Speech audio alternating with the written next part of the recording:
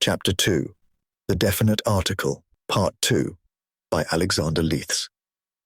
The doctor and Romana groggily picked themselves up from where they lay on the floor of the crashed weather hut. Beyond a slight tilt to that surface towards the door through which they had entered, there was remarkably few signs of damage to this bizarre mobile home. The jungle canopy had slowed the final few meters of its descent, and its landing had been further softened by the moist, peaty humus of the forest floor.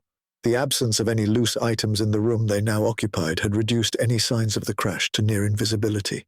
The doctor and Romana's bruises and scrapes were, while undeniably painful and nagging, almost the only scant evidence of any real harm or trauma. Almost.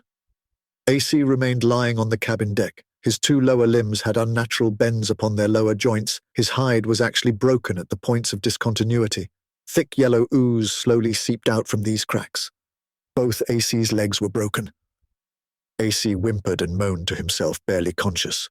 "How bad is it, Doctor?" Romana asked. The doctor shook his head, a little dazed and unsure of himself. "It is difficult to judge the seriousness of his injuries. The chitids are notoriously sensitive to physical harm and somewhat nervy in the face of peril or distress. And to be honest, I just don't know enough about their physiology to give a meaningful prognosis." AC's giant eye had until then been closed, either in response to the pain or through some degree of unconsciousness. In a Herculean effort, by chitid standards, he forced himself to speak. "On the far right of the control panel, there is a button. Medibed." He struggled out. Quickly, the doctor rushed over to that panel. After a moment's search, he found the switch and pressed it. The until now hidden Medibed chamber slid out from the same wall and nearly knocked the doctor off his feet as he nimbly hopped aside. The hexagonal cross-section chest-like bed stopped when fully extended, being perhaps half a meter longer than the height of the doctor. After a further hurried examination, he discovered the opening mechanism. The entire top half of the unit swung open from a hinge, attaching it lengthways to the bottom half, this top being some transparent perspex-like material, while the bottom was chrome-colored and opaque. "Put me inside," AC croaked feebly. As gently and carefully as they could, Romana and the doctor lifted the injured alien and placed him softly on the cushioned interior of the medibed. To the doctor's mind, it was unpleasantly reminiscent of a coffin. "Close the chamber," AC told them softly. Romana found the appropriate control and activated it. The lid eased down with an almost imperceptible hum. As soon as the lid closed, there was a brief, faint hissing sound. "Oh, thank goodness for that!" AC's shrill voice rang out from the cabinet, sounding not only more normal in strength and tone, but also slightly amplified, almost as if the medibed had built-in speakers. "AC," the doctor said, still worried, "is everything okay in there? Are you all right?" "Oh yes, doctor, I'm perfectly okay. More than okay." The chitid's response sounded almost too okay, bordering on giddy. "The automatic anesthetic has been administered and now the device can begin repairs. I feel fine." The doctor and Romana exchanged knowing glances, but also smiled with relief. "Will we be able to continue our journey?" Romana asked, once more focused on the purpose of their aborted flight. AC tapped a few buttons on the inside of the medibed with his upper claws. Through the perspex lid, they saw his face cloud, the first darkening of his mood since the anesthetic. "The ship can repair me in a couple of hours. As for itself, it seems that is beyond its powers to remedy. You must go on foot to find my friend Bimbor in his official residence, not only to see for yourself the harm the Earthmen are causing, but now with the additional purpose of requesting his aid to recover and repair my home." The doctor nodded his understanding. "Wise words indeed, my good friend," he acknowledged, before glancing down at his feet. "Although I do so wish I still had both my boots. No matter, I shall tough it out." Then another thought struck him. "But where exactly is the home of your friend, Bimbor the Boloid?" AC tapped a few more buttons on the inside of the medibed. Bimbor's mining settlement lies 3 kilometers south of here. Tell him you are a friend of mine and explain the purpose of our visit. He will certainly welcome you with open arms." "Won't that mean he'll fall over?" the doctor whispered behind his hand to Romana. She sniggered as she remembered the strange furry sphere of the one boloid they had seen so far, with its single pair of dual-purpose arms or legs.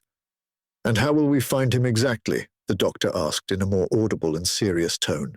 AC nodded vigorously from his prone position.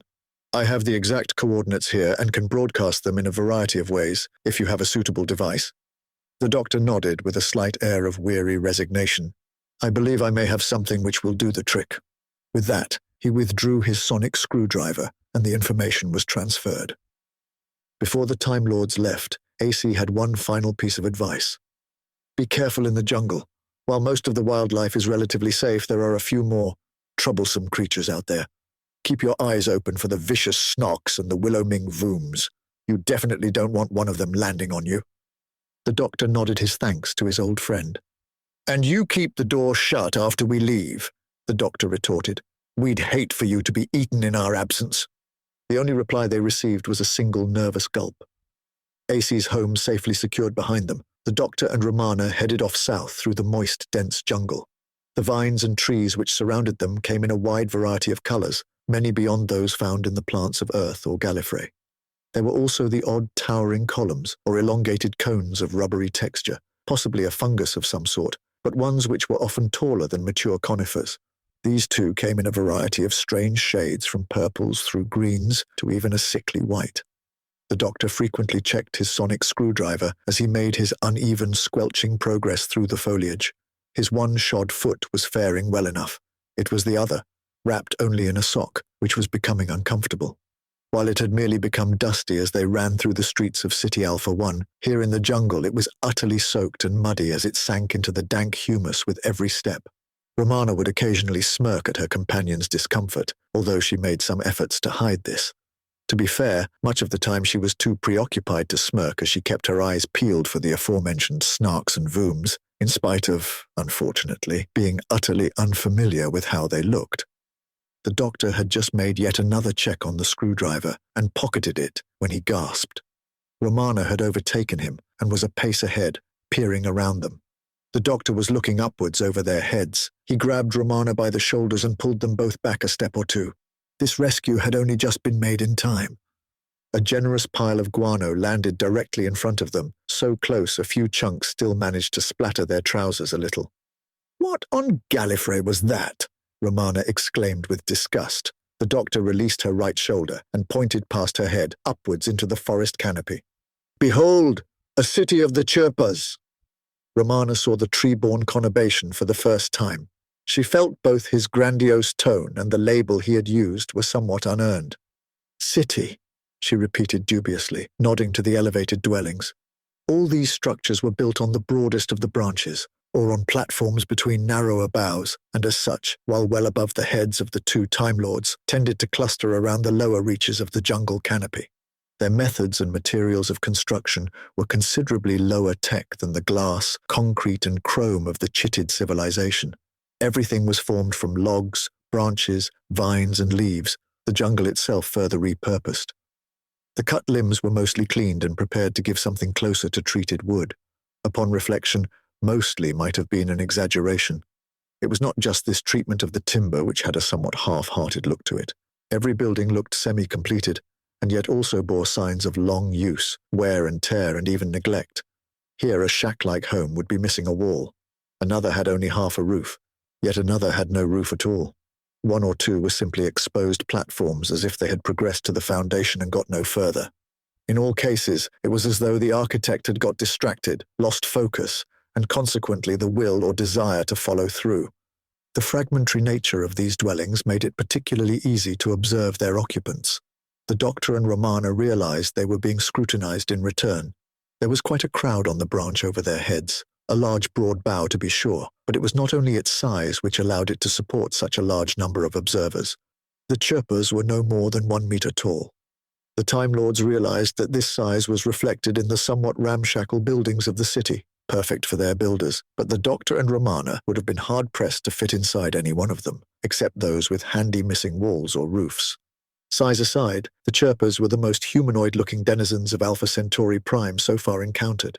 Their skin tones varied through pallid pinks to dusty tans, their hair enjoying a similar range of shades, although some sported more jungle green or blue locks.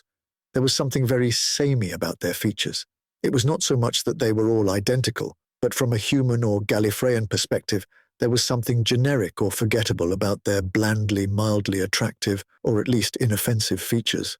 Their skin was very smooth and unblemished, and again, from a human point of view at least, you might think they were all in their 20s, such was the uniform impression of being unsullied or untroubled by the tribulations of the universe. But this smooth conformity also made them instantly unmemorable. There was no one among them who might be described as striking or remarkable. Two non-human features did stand out, however, albeit with equal intensity across all the Chirpers present. They had wings. Gossamer fine and largely transparent, their polythene-like surfaces had a greenish tinge, but could be seen through except where veins, stronger supporting ribs, and some other odd marks stood out against this near-invisible background.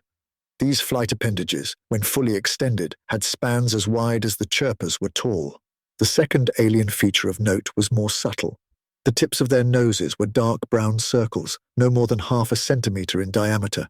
These tiny, discrete discs, as far as the Time Lords could tell at this distance, looked shinier than the rest of the skins of these creatures. In case anyone was worried or disturbed by the thought that these humanoid aliens were all naked, they were not, although they were not exactly well dressed either. Much like their other features, their clothes were fairly generic, either light dresses or trousers and shirts, with no particular gender biases in either selection, but little intentional variation in styles. What variety there was seemed to exist solely in the haphazard way most were attached to their wearers' bodies. In common with the construction of their homes, the clothing of the Chirpers also frequently looked unfinished, as if the maker had become distracted or bored before completion. As such, many flaps were held closed or arms or legs fastened simply by knotting vines around the incomplete sections like pieces of string. Now the Doctor and Romana identified the source of their fecal assault and near miss. Squatting on a branch immediately above them, and now a few steps ahead of them, was a female Chirper in a light summer dress. She had her back turned, and her buttocks were currently exposed. She looked mortified or guilty, and yet this emotion did not seem directed towards the two Time Lords.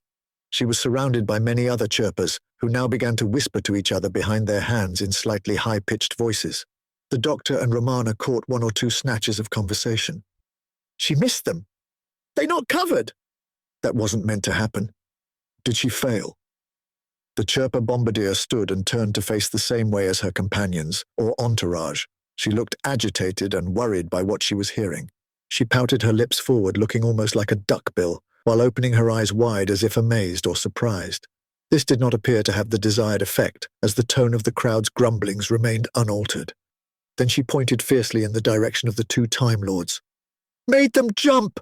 she cried imperiously. "They ran away! They scared!" she continued even more stridently. Further muttering broke out amongst her companions, only now coloured in tones of approval. The Doctor leaned towards Romana and spoke behind his hand. "You will recall I mentioned there was some debate as to the nature of Chirper intelligence."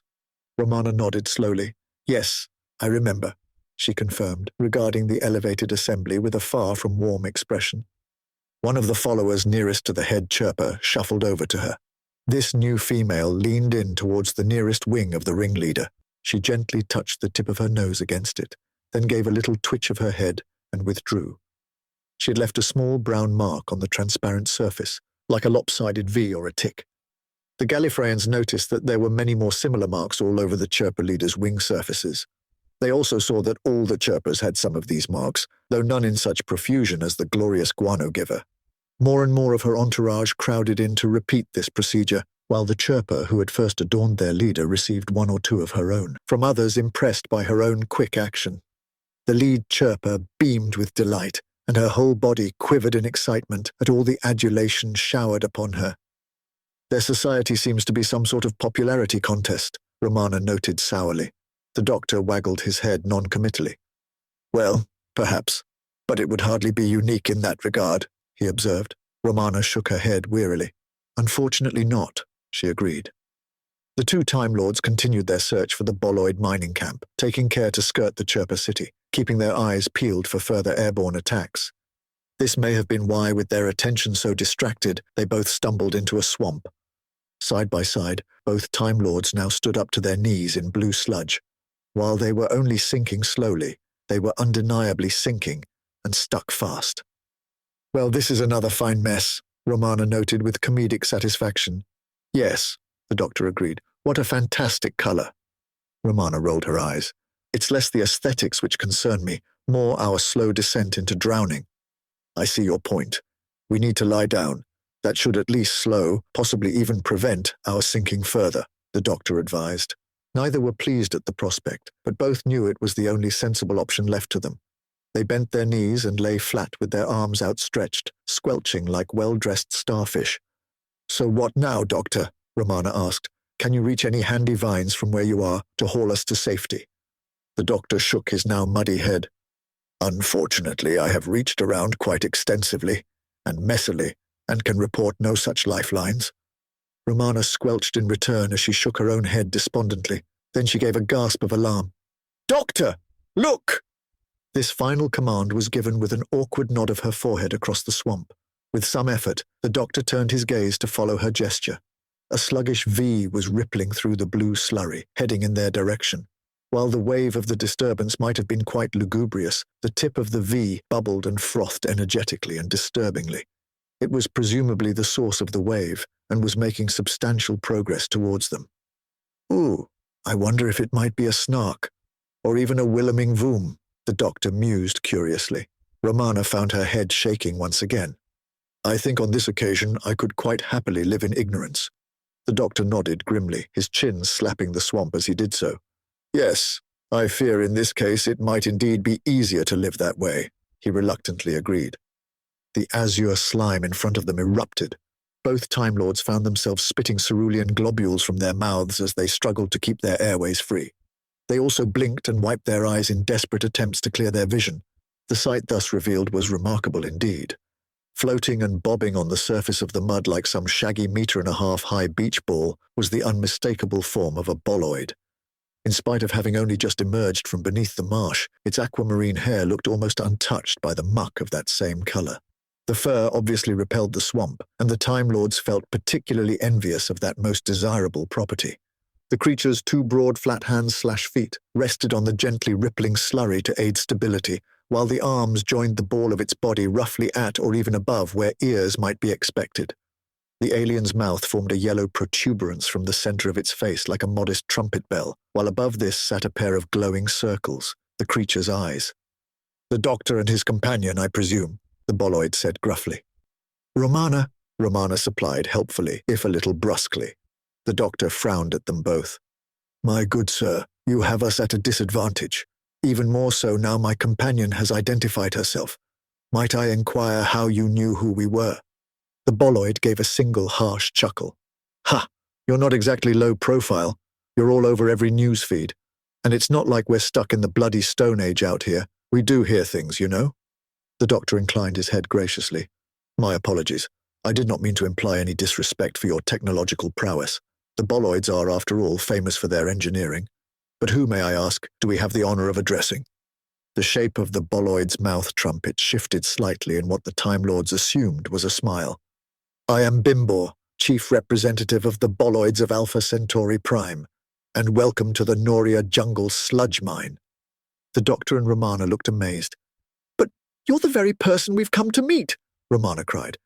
"Did retired Ambassador Alpha Centauri contact you from the crash site? Warn you to expect us?" the doctor asked in confusion. Bimbor gave the boloid equivalent of a frown. "AC is here then?"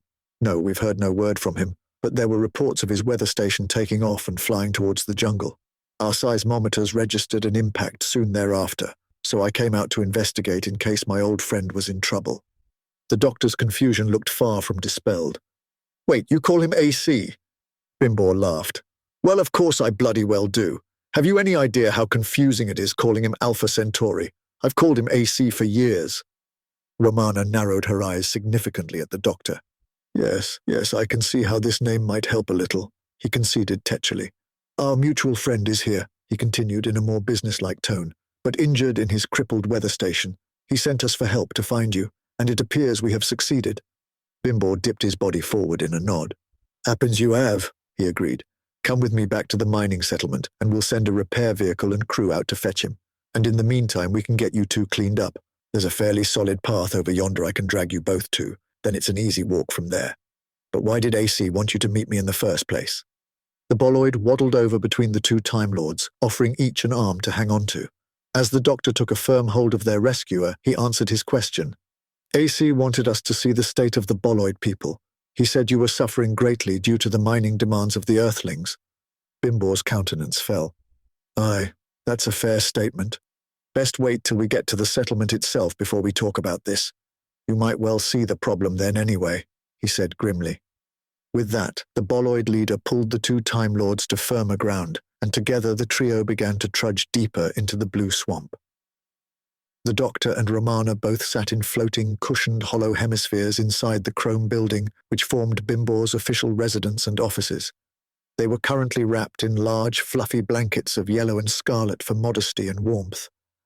Your clothes should be clean and dry in about an hour, Bimbo said almost jovially. The doctor nodded his understanding. We are much obliged to you, Representative Bimbo, he responded cordially. But in the meantime, perhaps you could tell us more of the problems of your people and their causes.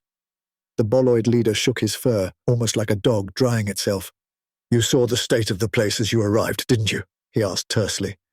It was true that, as the two Time Lords had squelched wetly towards Bimbo's home, they had gained a worrying insight into the lives of the boloid miners and their families. The buildings of the town were all of modern materials and designs, in many respects not dissimilar to those of the Chittids, except they favored more spherical shapes than the towers, cones, and cuboids of their insectoid brethren. Another notable difference, however, had been the state of disrepair of most of the boloid constructions, as if wear and tear had been allowed to remain unaddressed. It was the first sign of any privation they had witnessed on Alpha Centauri Prime. Next they had reached the local hospital where, even as they passed, several floating platform-like vehicles had rushed up carrying prostrate boloids, clearly in desperate need of medical attention.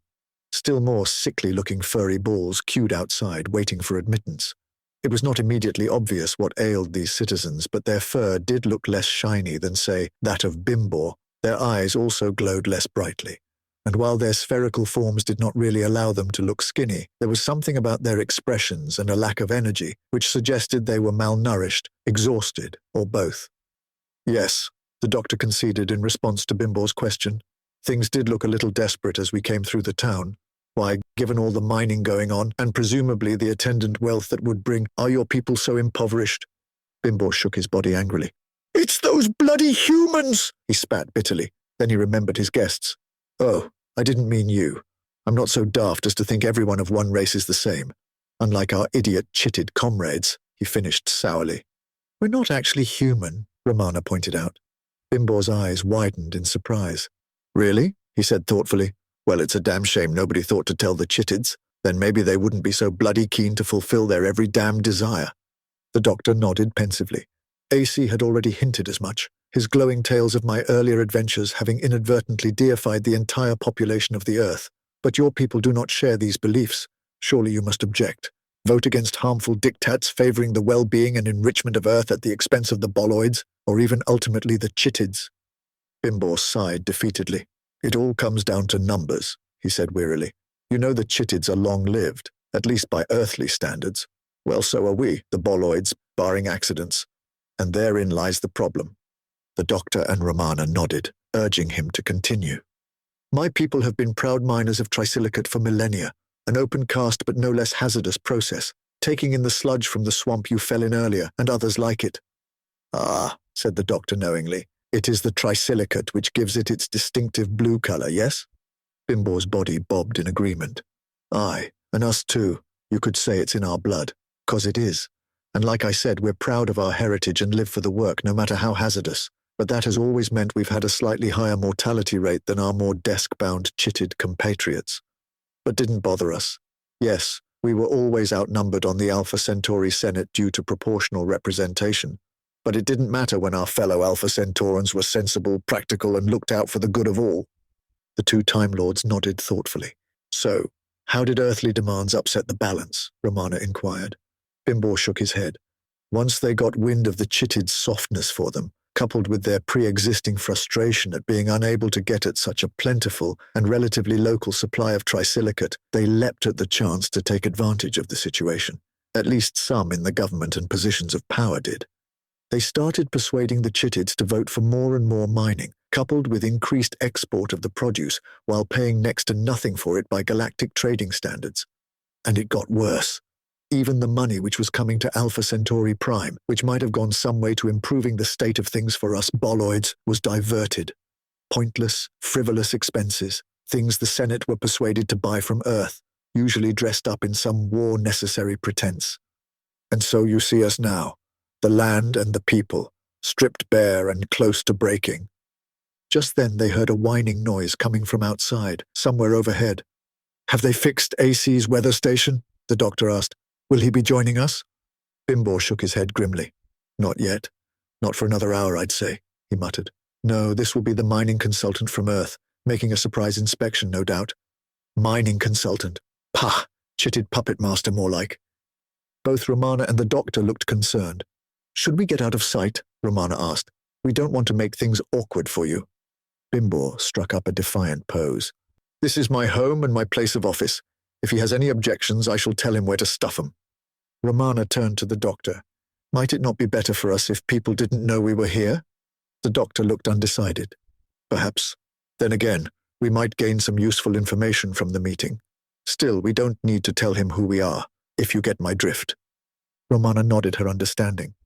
The whining had subsided, and it was not long before there was a knock at the door.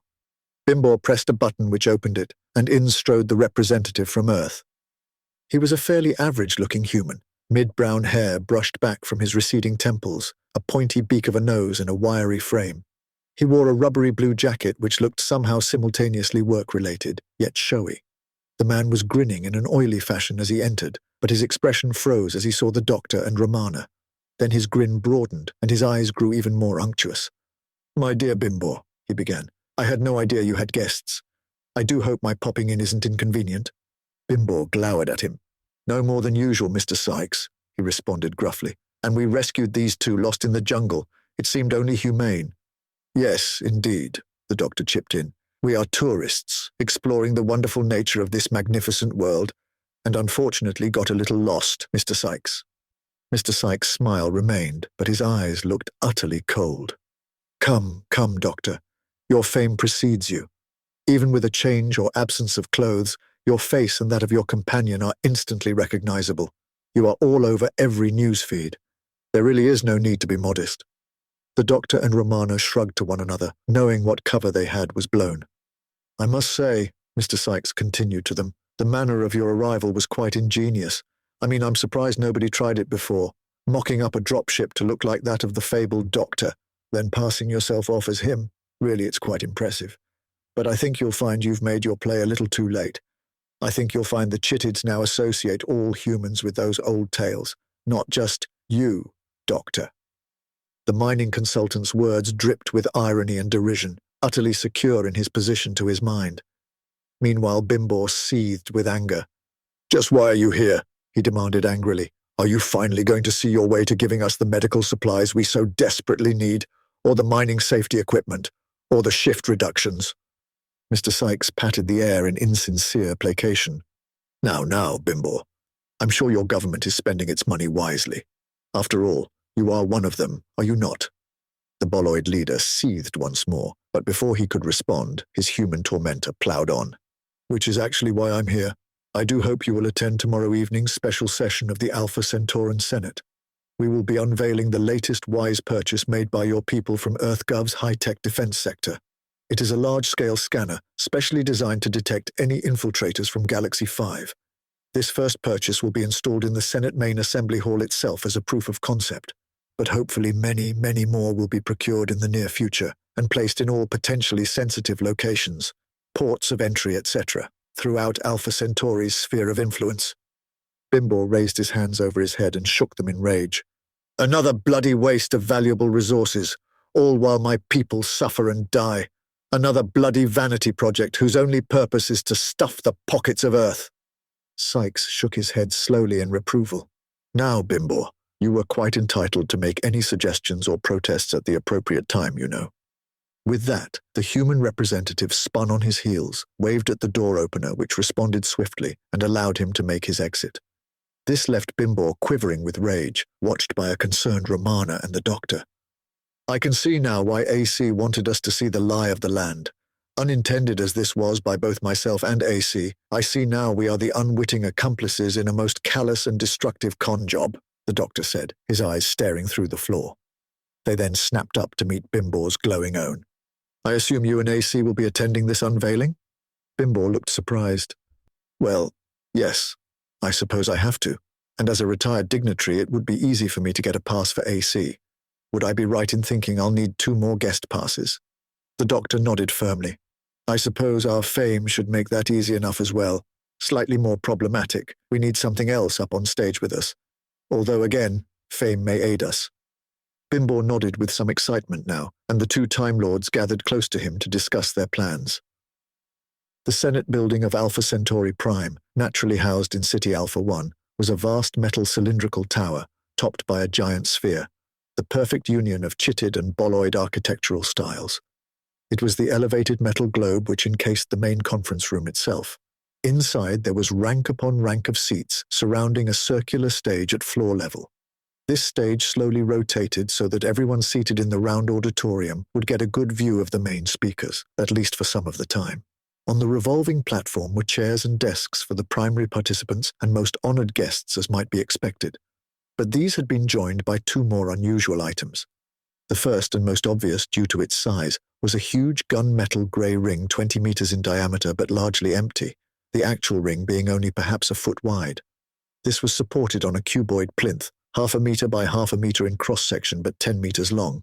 It was fortunate this room had such a high ceiling as the device dwarfed all around it, including the second odd addition. That was the TARDIS.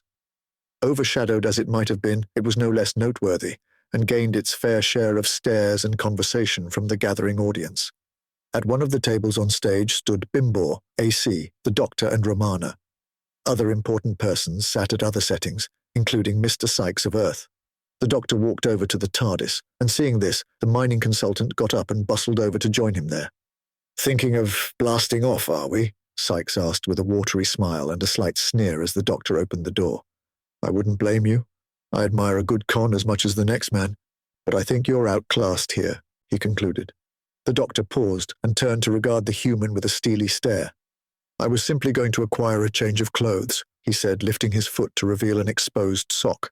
While the boloids had successfully cleaned the swamp from the Doctor and Romana's outfits, they had been unable to supply a replacement boot, particularly given that item was useless to them. Mr. Sykes waved his hand expansively towards the TARDIS doors with mocking politeness. The Doctor stared at him coldly for a moment longer before entering the blue box and shutting the door behind him. One door opened a minute later, and the Doctor emerged, looking exactly as he had before, only this time with both feet encased in DMs. K9's nose poked through the opening. K9, the Doctor barked sternly. Stay inside the TARDIS. As instructed, Master, K9 chirped obediently before withdrawing his head. The Doctor shut the door on him, then returned to stand with Romana, AC, and Bimbor. Evidently all attendees were now present as the Speaker of the Senate called the meeting to order. He then surrendered the floor to Mr. Sykes. Greetings, my illustrious Alpha Centauran friends, he began grandly, and let me start by congratulating you on making the wise purchase you see before you now. The chitted members gave scattered, clacking rounds of applause and high-pitched, fluting murmurs of approval. The smaller boloid contingent gave far lower grumbles of disapproval. Sykes ignored any displeasure in the crowd and played to the satisfied representatives. This scanner will detect any would-be spies from Galaxy 5, he pronounced proudly, while giving the all-clear to every good, honest, chitted, boloid, human, indeed all upstanding citizens of the Galactic Federation. This received a longer, louder response than his opening statement, and, while just as mixed, by dint of numbers, the approval largely drowned out any protests. And I know you will all heed the wisdom of your human friends, dare I say saviors, and purchase many, many more. A further wave of noise erupted from the audience. The Doctor and Romana chose that moment to stand up and walk over to the smug human basking in the applause. Mr. Sykes raised his eyebrows in skeptical amusement at his uninvited guests. He bent discreetly towards them. Seeking to steal the show, are we? He asked good-naturedly. Well, we're all on the same team after all, aren't we? I'm sure there'll be no irreconcilable divine schisms between us." This final statement was made with a teasing wink. The doctor raised his hands to address the crowd. "Respected delegates," he began seriously, "you all know who I am." From all over the auditorium, cries of "The Savior!" rang out. The doctor shook his head impatiently. "I am the doctor, and you do not need to blindly accept what I say, or indeed follow the diktats of Mr. Sykes here, or any other human." This did not quite have the effect the doctor had been hoping for. Several shouts squeaked out from the chittids present, several phrases oft repeated. "Earth is our friend. The Earth people only seek to help us. The planet of the Savior brings salvation. The doctor is the Savior." Mr. Sykes leaned in towards the doctor once more. "It seems your divine influence has been shared amongst all your people. Before you think about mounting a hostile takeover, consider that I have numbers on my side, both here and at home," he whispered warningly, but still amused. The doctor raised his hands once more to quiet the crowd. "Listen, listen. You must see what is happening to your world. You chittids cannot be blind to the state of your boloid brothers. You don't have to toe the party line. You must think for yourselves. You're all individuals." "Yes," the audience intoned back. "We're all individuals." "I'm not," a lone chittid voice added. "We're not even human," Romana cried impatiently and with mounting frustration. Mr. Sykes shook his head, smiling sadly. "Just watch this," he murmured to the two Time Lords. "Only the Savior would deny his divinity," a strident chittid voice sang out. "Or his companion," another added helpfully. "You see," Sykes yelled cheerfully, "we're all just your modest, happy human helpers." "K9, now!" the doctor suddenly shouted. "Master!" K9's voice rang out from the TARDIS speakers.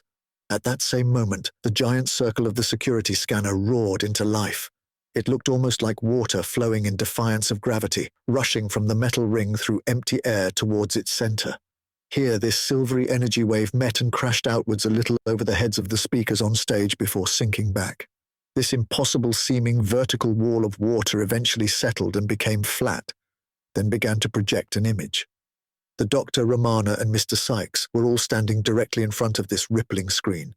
Behind them it showed the trio once more, only now magnified to 3 times their true heights, and also with their internal organs on full display like some giant MRI. There was an obvious difference between the two Time Lords and the human next to them. Their twin hearts could clearly be seen pulsing away, in stark contrast to Mr. Sykes' cold, singular pump. This difference, and more besides, must have been just as obvious to the scanning device. It surrounded the two Time Lords' images in red and superimposed a bell icon of the same color over their heads and began a raucous, blaring alarm. "K9!" the doctor yelled. "Can you turn that down a bit?" "Affirmative, Master!" K9's voice piped up decisively, amplified through the TARDIS sound system. The red outline and alarm bell emoji remained on the giant screen, but the noise itself dwindled to become almost inaudible. Romana swung an arm up to encompass the screen behind them. "Look," she cried. "God and dog might share some superficial similarities, but how they are put together is rather important." The doctor looked a little pained by this analogy. "Really, Romana, did you have to do the whole dog-god thing? It reminds me of something a far more egomaniacal Time Lord of my acquaintance once said," he grumbled quietly with a frown. Romana cocked her head at him. "I'm sorry. I didn't realize. Was it the Master by any chance?" The doctor waggled his cranium non-committally. "More or less," he replied. Romana then waved her hand again to the scanner. "People of Alpha Centauri Prime, look at what your eyes are telling you. The Doctor and I are not of Earth, not even from the Galactic Federation. We have no more in common with Mr. Sykes or any other human than we do with a chirper." A disturbed muttering broke out in the crowd. "Oh yes, Romana," the doctor said approvingly. "That was much better." The muttering had grown to angry, high-pitched, chitted shouting. A scrunched-up ball of a papery-looking substance sailed through the air to land on the floor near the Earth representative. Mr. Sykes flinched, then looked quite panicked when another bounced off his head as still more began to fly in his direction. The chittids were screwing up their programs and name cards and throwing them at the Earthman in disgust. Meanwhile, the boloids were chuckling and nudging each other while copying the chittids' actions, mostly just for fun, mixed with a little vengeance. The Doctor and Romana backed away from the flinching human in the direction of the TARDIS. At the doors of the blue box, they found AC waiting for them. "Doctor, what's happening?" Romana asked. The doctor looked simultaneously concerned, yet pleased. The Chittids are a very non-confrontational people. By their standards, this is a riot. AC giggled. I don't think my people will be taking any more help from the humans, and I imagine our Senate will return to one in which the Boloids may be equally proud. With this, he took the doctor's hand in his upper claws. While it seems you may have convinced my people you are not the savior, he began with a smile to his voice, you have, after all that, saved the day. The doctor smiled and shook his old friend's upper limbs. Bimbor then shook the doctor's hand with a mighty one of his own, while Romana received the same treatments from both. Then, with polite bows to the Chittid and the Boloid, the two Time Lords both entered the TARDIS. Standing now at the main console, K9 at their feet, Romana turned to the doctor. What do you think AC will do now? Do you think he'll go back to watching the weather? She asked, curiously. The doctor gave a sly smile and shook his head. I feel certain that AC's recent adventures have regenerated the Chittid hero. I wouldn't be at all surprised if he returned to galactic diplomacy. Romana pursed her lips at the doctor. Wouldn't be surprised, eh? More than a feeling, I'll bet, doctor, she said with a twinkle in her eye. Oh, time is such a tricky thing, he replied with a twisted smile of his own. Romana shook her head indulgently. So, where to now, doctor? After all, we do have the whole of time and space ahead of us, she asked cheerfully. The doctor spread his arms wide to encompass the expanse of the main console before them.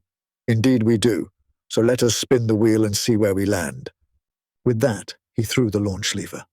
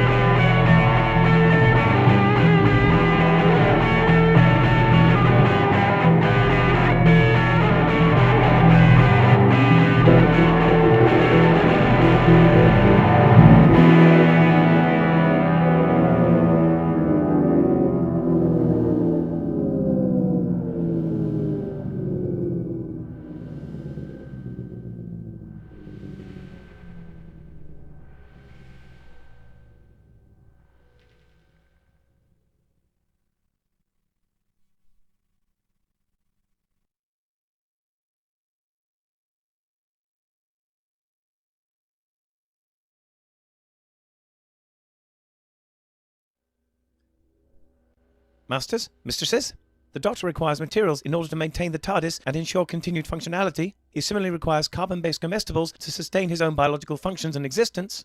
Master would never say this, but he requires aid beyond that supplied by this unit in order to acquire these. To aid the Doctor in his various tasks and creations, this can be most effectively achieved via Patreon or Substack subscriptions, or through donations directly to PayPal. Or if you desire physical goods in return for your contributions, written accounts of my travels with the Doctor are also available on Amazon. Links are in the description below. Thank you, Masters, mistresses.